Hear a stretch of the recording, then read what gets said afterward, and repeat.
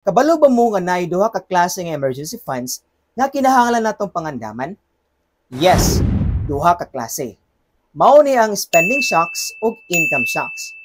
Una, istoryahan nato ang spending shocks. Mao ni ang mga dili damhang gasto, sama sa medical bills, car repairs, or kalit nga pagtaas sa presyo sa mga palaliton. Pero, kung natay emergency fund, dili na ta mag-uol. Next is the income shocks. Mao ni ang kalit nga pagkawala sa income. For example, nawad-an ka og trabaho or naka-emergency nga dili ka trabaho og pila ka semana. Lisod gyud kung wala kay buffer.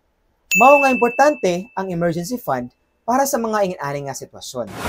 So, unsaon man pag-save para ani nga emergency funds? Simple lang. Sugdi sa gamay.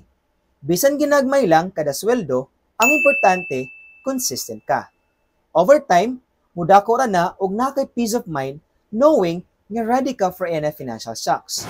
If you are interested in building an emergency fund in the form of insurance, aside from having a traditional emergency fund, pwede sa ta mag-build og emergency fund through insurance with a savings component.